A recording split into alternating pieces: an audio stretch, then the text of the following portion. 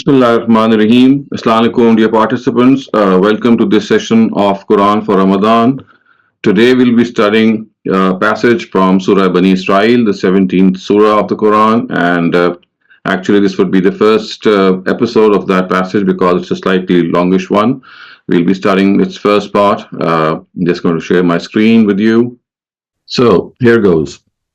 بسم الله الرحمن الرحيم لا تجعل مع الله إلها آخر فتقعد مذموما مخذولا وقضى ربك ألا تعبدوا إلا إياه وبالوالدين إحسانا إما يبلغن عندك الكبر أحدهما أو كلاهما فلا تقل لهما أف ولا تنهرهما وقل لهما قولا كريما واخفض لهما جناح الذل من الرحمة وقل رب ارحمهما كما ربياني صغيرا ربكم أعلم بما في نفوسكم إن تكونوا صالحين فإنه كان للأوابين غفورا.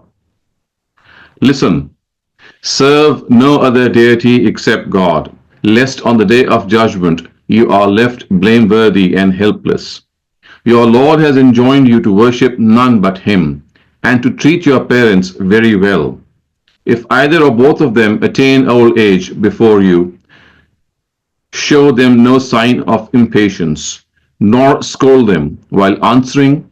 Speak to them with respect, and with softness lower arms of tenderness on them, and keep praying, Lord, be merciful to them, the way they nursed me with love and tenderness in childhood. People, your Lord fully knows what is in your hearts. If you remain obedient, He is very forgiving to those who turn to Him. So, as you can see, this passage of Surah Bani Israil, which can rightly be termed as the Ten Commandments of the Quran, because as this passage will unfold today and in the next sessions, you'll see how these Ten Commandments stand out in a very, very emphatic way. And the first of these commandments, of course, is that moral commandment. It also has that underpinning related to all religions and to human intuition, and that is that God is one, and His existence is something that is vouched by our own nature, something that we can think in our own intuition, the world around us, the world within us. It vouches for the fact that if someone has created us and He is the one who we should worship. So it starts off by saying, serve no other deity except God, lest on the day of judgment you are left blameworthy and helpless. So your Lord has enjoined you to worship none but Him and to treat your parents very well. You can see that this is a very common pattern in the Quran, that the existence of God, His worship, His tawheed, the fact that He is nurturing us, the fact that we owe our existence to Him, and therefore we should not in any way bow down before other deities. There are in fact no other deities. It's a farce that has been created. So the Quran has said that the first moral obligation on human beings is that they must consider God to be one. And this oneness of God, dear viewers, you can see is something that is ingrained in our human nature, and we know that it is like a real life incident that we might not have remembered, but the Quran says that before we were even sent to this earth, all of our souls were called before the presence of God, and He had taken His commitment from us, and every single soul had said yes. So, Alastu bi Rabbikum were the words He had said, which mean that, am I not your Lord? And every one of us, we said that yes, you are our Lord. However, of course, in spite of being a real life incident, we don't remember this incident, and its memory has been erased. And of course, the reason being that this world is a place of trials and tests, and for the purpose of this trial and test, this memory has been erased, but the information has been given.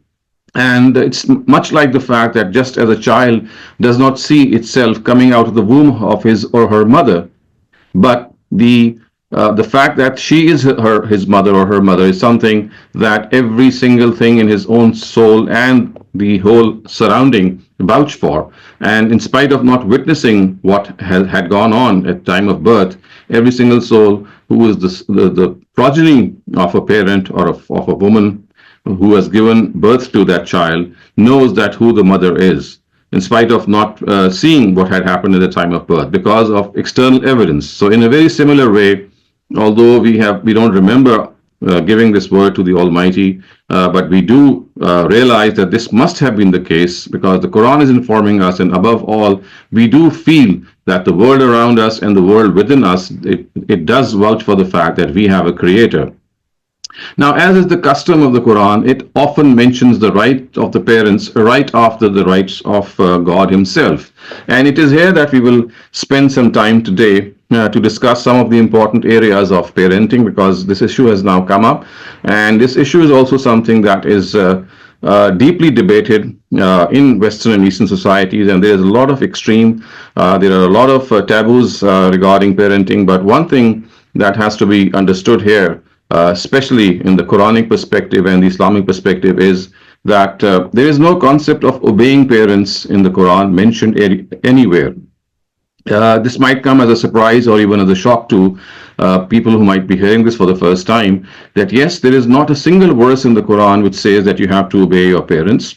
Every single instance in which parents have been mentioned in the Quran and their rights have been mentioned, what has been mentioned is that you have to be kind to your parents. So the generic verse that you'll find in the Quran everywhere, wherever the parents are discussed, is Wabil walidaini ihsana. Treat your parents with kindness, with respect, with affection. Don't be rude to them. And even here, if you can see that there is one verse that people often think that, well, if there is no other verse, then perhaps this one verse in Surah Bani Israil that we have just studied perhaps tells us that we have to obey parents and not even utter off if we have to. I mean, if we have to differ with them, that's not a. I mean, that's not even an option because, as is generally understood, that this verse tells us that we cannot utter off before our parents, which means that we cannot disobey them. Now, the misconception has arisen because of erroneous translation of the word "uff" in the in any language. So you see, in Arabic, the word "uff" doesn't mean to actually disobey someone, as is the case in its Urdu connotation. In the Arabic language, the word "uff" actually means to be disrespectful. So when the Quran says in this verse that "Fala taqul lahuma uffin," that don't utter uff, it's not saying that you don't disobey them in any way. That's not what the Quran is saying. What the Quran is actually saying is that don't be disrespectful to your parents, don't be rude to them, don't be impudent, don't be harsh to them, treat them with affection. And as you can see, the later verses, they actually reinforce this, that because when parents, they become elderly, at times they do become a little irritating, they repeat words and they behave like children. So it is here where the test lies, that the adult children are told that don't be rude to them in this situation because now they are in your lap, just as you were in their lap once. So the thing that we have to understand here is that in the word "uff" is very differently used in the Arabic language, and this is a very common feature of languages. A little bit of detail might help you understand that there are words which are common to some languages, but they always don't mean the same in all languages. So we know, for example, the word bride. I mean, this is a very common example. Bride in French means bridle or reins of a horse. But of course, a bride in the English language means a bride, someone that we bring home, someone who marries a bridegroom. So that is the same word, bride. But in French, it has a different meaning. In Arabic, in English, it has a different meaning. Often we take a look at the word ghaliz. I've given this example earlier on also. So in Arabic, the word ghaliz means something which is very strong. But in the Urdu language, it means something which is very filthy.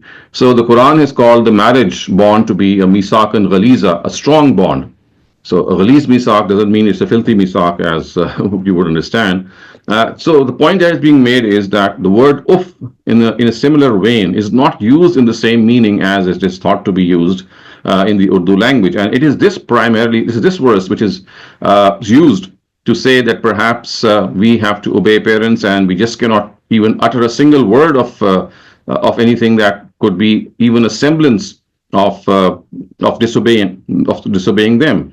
So as I said, this is not the correct translation. And having said that, if this is the only place in the Quran that is actually adduced to mean that parents have to be obeyed. Other than that, there are explicit verses which tell us that you have to be kind to your parents. So kindness to the parents is something that has to be I mean, this is something of a universally accepted fact. Every single person, whatever his or her religion or belief or outlook, is going to agree with this, that you have to be respectful to your parents who brought you into existence.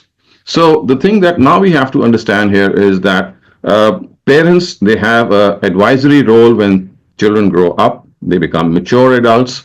They don't have a right to force their opinion on their adult children, which is often the case in many Eastern societies. And I do see the same trend in many Western societies where parents who are Desi, so to speak, who are born and raised in the subcontinent, and they are living now in some Western countries. So they have the same attitude towards their children, the way they were themselves treated by their own parents.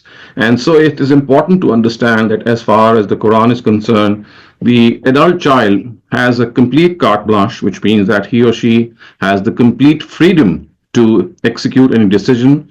Yes, it could be an extremely wrong decision. It could be something that could be taking him or her to the pits of failure. But then again, the parents are to be advisors to this role. They have to understand that every single person who reaches mature age is now answerable for what he or she is doing. Parents are no longer answerable as soon as the child reaches a mature age, and that mature age is something that can vary from society to society, from era to era. It's just a question of that mental stability and, of course, mental maturity.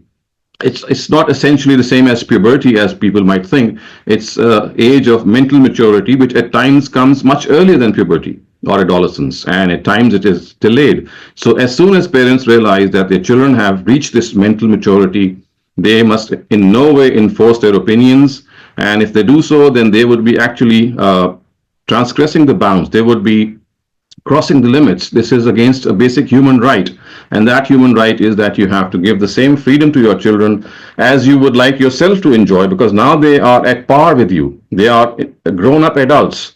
And any a forceful implementation of one's will, whether it relates to religion or to economics or politics or social worldview or anything, is absolutely uncalled for. And today we see this happening all over the world in a very, very drastic way. And that is why parenting has become a big mess, because children now, they feel that they cannot make their parents understand, and the parents feel that they cannot make their children understand. And there is a big yawning gap between the two. The reason being that there are extremes at both ends. On the one hand, children are not even willing to listen to their parents, and on the other, the parents are actually forcing their children to do whatever they would like them to do. And as a parent myself, I think that the mess that is now that we see now, parents are more responsible for this because of their antagonistic and at times despotic attitude, which does not take into account the freedom of speech and will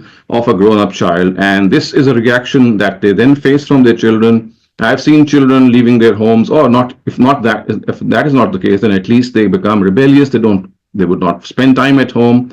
The house would not feel a place for them to spend time, and they would often spend more time with their friends, because they know that every time they would come to the house, they will be facing a barrage of questions and a barrage of I would say, dictations, and at the same time restrictions.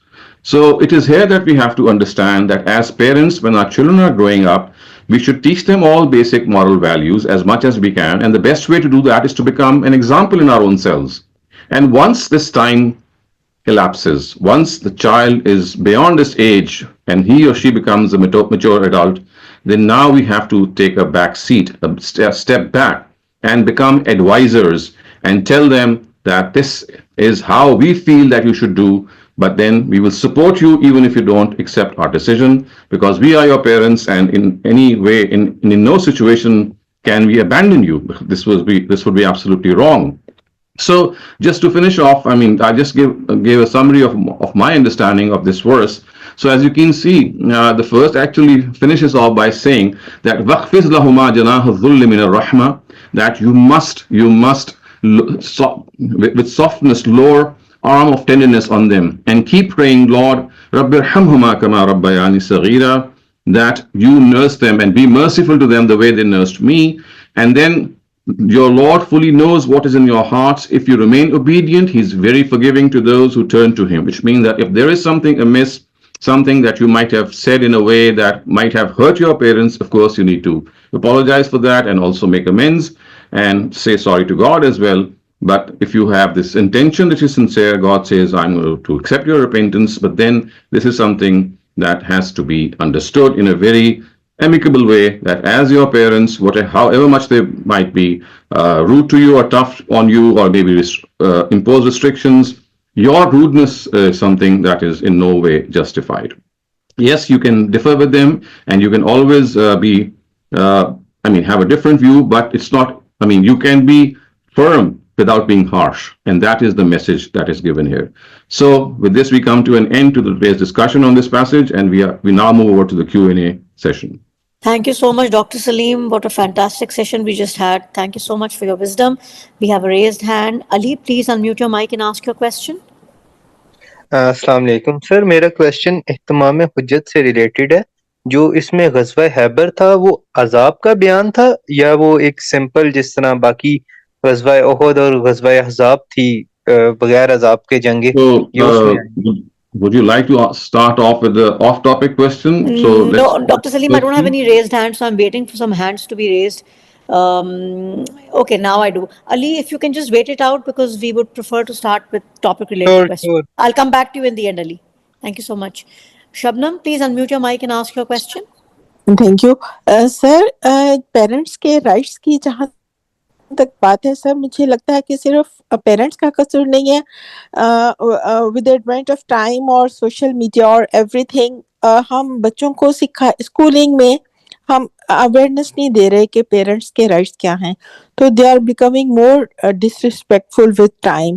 اور foreign countries میں تو مطلب you are following them کہ وہ بالکل parents انہیں بچوں کو کچھ ٹچ بھی نہیں کر سکتے، انہیں سزا نہیں دے سکتے، اور کہیں پہ وہ کوئی مورل ویلیوز رہ نہیں گئی. تو سر اس میں پیرنٹس کے ساتھ پھر ماحول کا بھی تو قصور ہے. دیکھیں، ماحول کا بھی قصور ہوگا، لیکن دیکھنا چاہیے کہ بنیادی قصور کس کا ہے.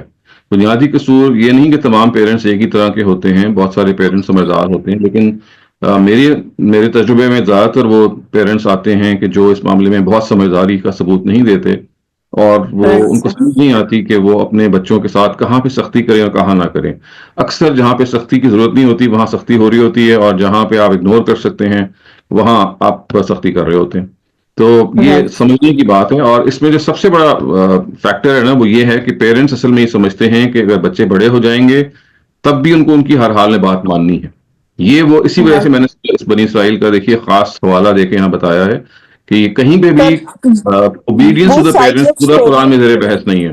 اس وقت جو ہمارے مشرقی پیرنٹس ہیں ان کے ذہن میں یہ ہے کہ میرا بچہ میرا فرما بردار ہو، وہ میرے سے میری بات کو ٹرن ڈاؤن نہ کرے. اگر میں کہوں تو بیٹھو تو بیٹھ جاؤ، اگر میں کہوں کہ تم نے یہ جاب نہیں کرنی تو نہ کرو، اگر میں کہوں کہ فلاں سے شادی نہیں کرنی تو نہ کرو. یہ وہ پیرنٹل ہیجمنی میں اس کو کہتا ہوں کہ جس کی مذہب میں کوئی گنجائش نہیں. پکچر کا دوسرا رخ بھی تو ہے، تو صحیح نا سر، ایگزسٹ تو کرتا ہے نا دوسرا. نہیں دیکھیں، وہ تو ہر جگہ ہوتا ہے، لیکن دیکھنا چاہیے نا کہ بنیادی طور پہ مسئلہ کہاں پھنسا ہوا ہے. اگر پیرنٹس اپنے آپ کو یہاں سے وڈرا کر لیں اور سمجھداری کا ثبوت دیں تو بچوں سے پھر بہت ساری باتیں کی جا سکتی ہیں. اصل میں جب بنیادی غلطی ہو رہی ہوتی ہے تو پھر آپ کیسے دفاع کریں اس بنیادی غلطی کا. Right sir, thank you so much. Doctor Saleem. Shabana please unmute your mic and ask your question. Thank you.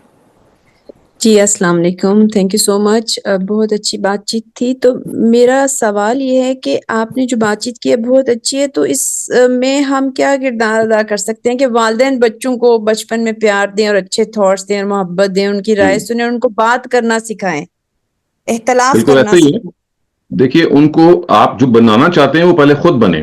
سب سے زیادہ امپورٹنٹ چیز یہ ہے کہ جو ویلیوز آپ ان کے اندر کریٹ کرنا چاہتے ہیں، اگر آپ ان کو نیک بنانا چاہتے ہیں، ان کے اندر اچھائی پیدا کرنا چاہتے ہیں، ان کے اندر جتنے بھی اچھی ویلیوز ہیں، تو ان کا پہلے آپ کو خود نمبردار ہونا ہوگا.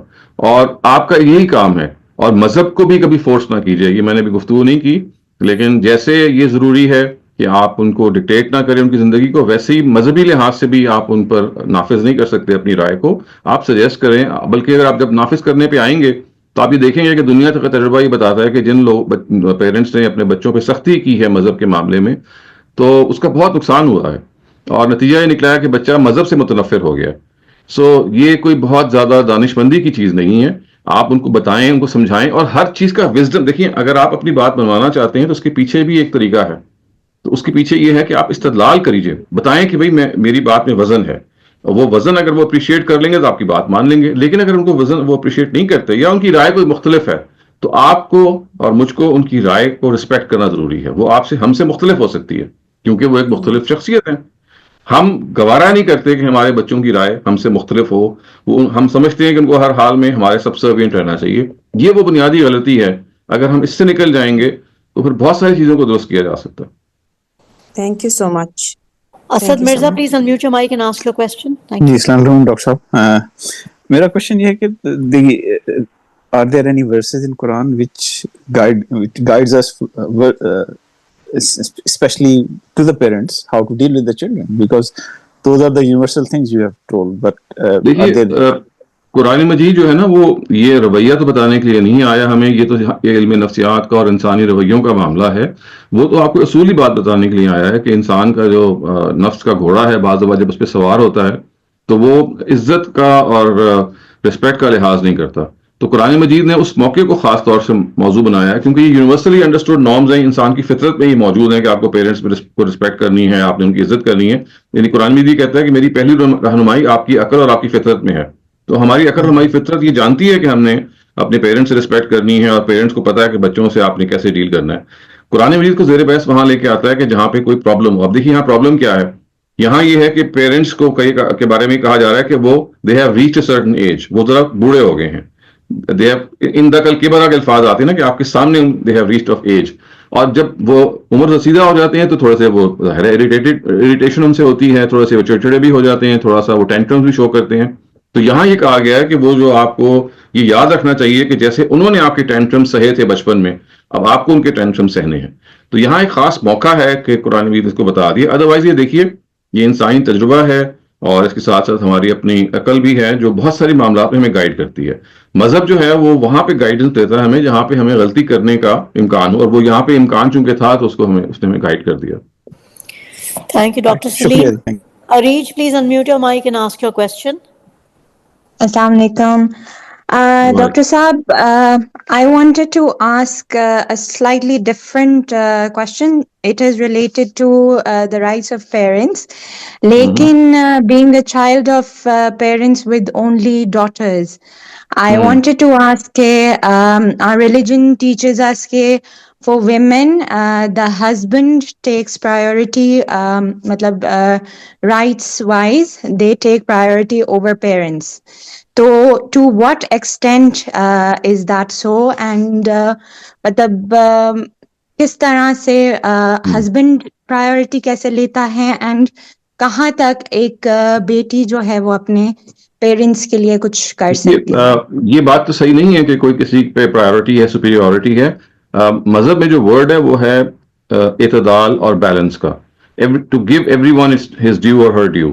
کچھ چیزیں ہیں کہ جو ہسبینڈ سے متعلق ہیں، کچھ چیزیں ہیں جو پیرنٹس ہیں. دونوں کی کیٹیگریز الگ الگ ہیں. کسی ایک کی دوسرے پہ ترجیح کا جو ہے وہ سوال نہیں پیدا ہونا چاہیے. ہر ایک کی اپنی اپنی نوعیتیں ہیں. تو وہ نوعیتوں میں آپ کو ان کے ساتھ ایک منصفانہ، عادلانہ اور محبت کا رویہ اختیار کرنا ہے. لیکن یہ کہیں نہیں کہا گیا کہ کسی ایک جگہ پہ دوسری کو فوقیت حاصل ہے. ہاں حالات بعض دفعہ ایسے پیدا ہو جاتے ہیں، مثلا کوئی بیمار ہو گیا یا کوئی اچانک کوئی ایسا معاملہ آ گیا کہ جہاں وقتی طور پہ آپ کسی کو زیادہ ترجیح دیں. ورنہ یہ جو ایبسولوٹ سپیریورٹی یا ترجیح ہے یہ مذہب نے کہیں بیان نہیں کی، بلکہ یہ کہا ہے کہ ہر رشتے کو خوبی سے نبھائیں آپ. وہ رشتہ ساس کا ہو سکتا ہے، وہ رشتہ بیٹے کا ہو سکتا ہے، وہ رشتہ میاں کا ہو سکتا ہے. یعنی دیکھیں رشتوں کی تو بہت ساری قسمیں ہیں جس میں ہم بندھے ہوئے ہوتے ہیں. تو the key word is balance and to act in the right way at the right time according to the situation. Otherwise یہی ہوگا کہ ہم کسی ایبسولوٹ ترجیح میں گرفتار ہو جائیں گے اور کہیں گے جی ہو فلاں کی چونکہ اس میں ترجیح ہے لہٰذا اب آپ کو ہم اگنور کریں گے. تو اس طرح کی مذہب ہمیں تعلیم نہیں دیتا. وہ یہ کہتا ہے کہ موقع کے لحاظ سے آپ نے بہیو کرنا ہے اور کہیں پہ بھی تجاوز نہیں کرنا اور منصفانہ طریقے سے اور عادلانہ طریقے سے اور بیلنس طریقے سے اپروچ کرنا ہے. تھینک یو ڈاکٹر سلیم. فاروق آپ اپنا سوال کر لیجیے. جی السلام علیکم ڈاکٹر صاحب. میرا سوال یہ تھا کہ بچوں کے لیے خاص طور پہ مجھے جو سمجھ آتی ہے اسلامی نقطۂ نظر سے، یا وہ بچے ہیں یا وہ جیسے آپ نے ذکر کیا میچورٹی کی ایج کو پہنچتے ہیں ان کو ایز این ایڈلٹ ٹریٹ کریں. اب بات یہ ہے کہ اگر بچہ 10 سال کا ہے، آپ اس کو ابھی اس کا دنیا کو اتنا اندازہ نہیں ہے، and you as a parent is looking after them، تو آپ اس کو کس ڈگری تک سمجھائیں گے؟ And in the end you say کہ کیونکہ میں تمہارا پیرنٹ ہوں، you have to accept that. I know کہ ان کے لیے بھی یہ ہارڈ ہے اس چیز کو ریئلائز کرنا، because they have a strong belief, اور خاص طور پہ اگر آپ نے ان کو اس طرح ریز کیا ہے. what I'm saying is کہ like in the end I'm not saying کہ you snap but you say کہ بیٹا کیونکہ میں آپ کو یہ کہہ رہا ہوں you have to listen to it. Is that اسلامی نقطۂ نظر سے is that how؟ میں سائیکولوجیکلی آپ کو بتاتا ہوں، کیونکہ دیکھیں اسلام تو اس چیز کو آپ کے ایکسپیرینس پہ، آپ کے فہم پہ اور آپ کے انٹلیکٹ پہ چھوڑ دیتا ہے. اسلام اس پہ کوئی گائیڈنس آپ کو نہیں دیتا. اس کا کام یہ ہے کہ وہ کہتا ہے کہ ہم انسان کو، ہم نے سمجھ بوجھ دی ہوئی ان سارے معاملات کی، وہ انٹرفیئر وہیں کرتا ہے کہ جہاں غلطی کا بہت زیادہ اندیشہ ہو. تو دیکھیے آپ، ایک کامن سینس کی بات ہے، آپ سختی وہیں کر سکتے ہیں کہ جہاں بچہ سختی کو برداشت کر سکتا ہے اور وہ برا نہیں مانتا، اور تھوڑی دیر بعد وہ بھول بھی جاتا ہے. یہاں خود ہمیں پتا ہے کہ سختی جو ہے وہ کبھی بھی امپیکٹ فل نہیں ہوتی. لیکن جب بچے تھوڑے سے میچور ایج میں آ جاتے ہیں، جہاں آپ ان کو، پھر آپ کو یہ کہنا ان کو کہ آپ کو میری بات ماننی ہے اور ہر حال میں ماننی ہے، یہ اگرچہ کسی وقت کی بات ایسے ہی ہو، لیکن یہ جملہ جو ہے یہ کہنے کی ضرورت نہیں ہے. آپ اس کو اس سلیقے کے ساتھ آپ ان کو انسینٹیو دے کے بہت سارے اور طریقوں سے ان کو آپ کنونس کر سکتے ہیں، اور کبھی کبھی ان کو غلطی بھی کرنے دیں.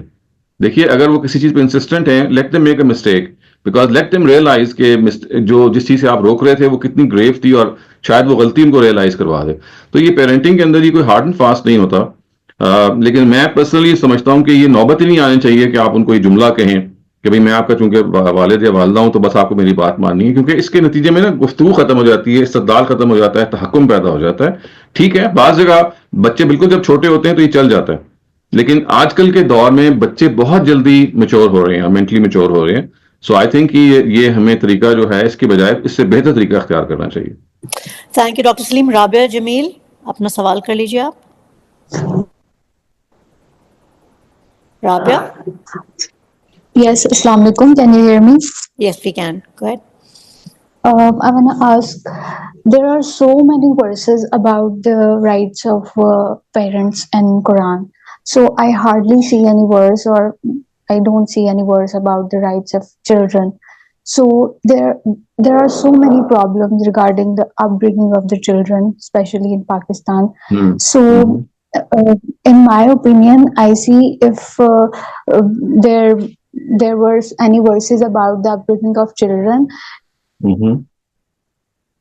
نہیں دیکھیے، میں نے ابھی بتایا نا کہ بہت ساری چیزیں ہوتی ہیں کہ جو کامن سینس پر مبنی ہوتی ہیں. انسان جب کامن سینس اور ایکسپیرینس سے تجاوز کر جاتا ہے تو غلطیاں ہو جاتی ہیں. پیرنٹس کے بارے میں بھی دیکھیے کوئی ورس نہیں، ایک ہی ہے کہ پیرنٹس کے بارے میں، اور وہ یہ ہے کہ آپ کو اپنے والدین کے ساتھ حسن سلوک کرنا چاہیے. You should not treat them badly, کیونکہ دیکھیے یہ ایک نیچرل سی چیز ہوتی ہے. When parents they grow old تو you suddenly try to snub them, you try to treat them in a way that it's not becoming of you. تو وہاں پہ چونکہ ایک مورل ایشو پیدا ہوتا ہے، تو اس وجہ سے قرآن مجید نے یہ ایک ہی جگہ پہ کہا ہے. اس کے علاوہ آپ کو کوئی بھی ریپیٹیشن ضرور ہے، لیکن بات ایک ہی ہے کہ اپنے پیرنٹس کے ساتھ اچھائی کے معاملے میں یا اچھے طریقے سے آپ ان کو ڈیل کریں. یہ بات کہ پیرنٹس کو کیا کرنا چاہیے، یہ قرآن مجید نے اس لیے اس کو موضوع نہیں بنایا کہ یہ مطلب انسان کی اپنی سمجھ بوجھ جو ہے وہ اس کو اگر وہ صحیح طرح استعمال کرے تو اس کو صحیح جگہ پہ لے جاتی ہے.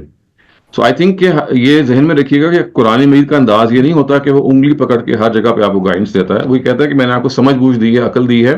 جہاں آپ کی سمجھ بوجھ اور عقل غلطی کر سکتی ہے یا اٹ فالز شارٹ، تو وہاں اللہ تعالیٰ کہتے ہیں میں آپ کو وہی سے رہنمائی دیتا ہوں.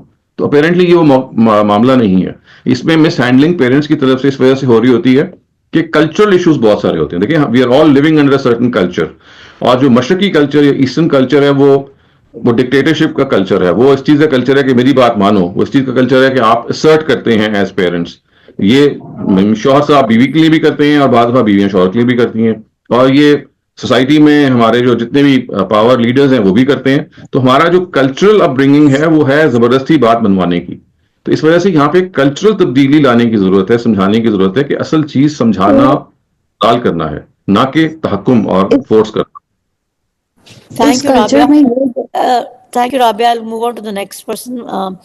We have a long list here. Shabana, please unmute your mic and ask your question. I'm sorry, اگر کوئی پوچھنا چاہتے ہیں میں پہلے ایک پوچھ چکی ہوں. اچھا ٹھیک ہے, اوکے, تھینک یو. یا okay, Umar please unmute your mic and ask your question. السلام علیکم سر. ہماری جو سوسائٹی میں آپ کو پتہ ہے پولیٹکس نے بہت زیادہ لٹرلی ڈیوائڈ کر دیا ہے فیملیز کو, اور اس میں نے خود دیکھا ہے کہ پیرنٹس اور بچوں میں اتنے اختلافات ہو جاتے ہیں کہ کافی ڈس رسپیکٹفل ہو جاتا ہے. تو اس میں آپ ہمیں کچھ گائیڈنس دے دیجئے کہ ہم یہ پولیٹکس کو کیسے ٹیکل کریں ان ایشوز کو. دیکھیں, اس میں تو آپ خود بہتر سمجھتے ہیں. اصل چیز یہ ہے کہ کبھی بھی کسی چیز کو جذبات سے نہیں ہمیں محسوس کرنا چاہیے, فیصلہ کرنا چاہیے. مذہب اور سیاست دونوں ہی جذبات کی نظر ہماری سوسائٹی میں ہو جاتے ہیں. اصل چیز ٹھنڈے طریقے سے استدلال ہے. کسی چیز کا صحیح اور غلط ہونا پرکھنا جو ہے وہ اس بنیاد پہ نہیں ہونا چاہیے کہ آپ کے ایموشنز اور آپ کے جذبات کسی سے وابستہ ہیں, بلکہ اس بنیاد پہ ہونا چاہیے کہ صحیح اور غلط کیا ہے استدلال کی بنیاد پہ. عین ممکن ہے کہ آپ کو بہت عزیز سیاسی لیڈر یا آپ کا کوئی عزیز رشتہ دار بہت بڑی غلطی کر رہا ہو, لیکن آپ کے اندر چونکہ افیلیشن عقل اور انٹلیکٹ کے بجائے رشتے کی بنیاد پہ آپ کہتے ہیں نہیں ٹھیک ہے جیسے بھی وہ کرے میں اس کو ایکسیپٹ کر لوں گا. تو یہاں اپنے آپ کو روکنا چاہیے کہ آپ سوچیں کہ ہم سب انسان ہیں, تمام انسانوں سے غلطیاں ہو سکتی ہیں, کوئی فرشتہ یہاں نہیں ہے. تو جو لوگ آپ کے اوپر حکومت بھی کر رہے ہیں اور وہ لوگ جو آپ کے رشتہ دار ہیں ان سے بھی غلطیاں ہو سکتی ہیں. اگر کسی کے آپ پیروکار ہیں تو بلائنڈلی فالو نہ کیجیے, ان کی غلطی کو بھی پوائنٹ آؤٹ کیجیے, ان کی اچھائیوں کو بھی اپریشیٹ کیجیے. اور یہی معاملہ اپنے رشتہ داروں کا ہے کہ توازن کے ساتھ آگے چلیے, اور ہمیشہ دوسرے کی, خاص طور سے وہ لوگ جو آپ کے رائیول پولیٹیکل لیڈرز کہہ لیجیے, ان کی غلطی کو اپریشیٹ, ان کی اچھائی کو اپریشیٹ کیجیے, اور اپنے جس لیڈر کے بارے میں آپ بہت زیادہ حسن ظن رکھتے ہیں ان کی غلطی پہ بھی نگاہ رکھیے. تو اس سے انسان بیلنس رہتا ہے.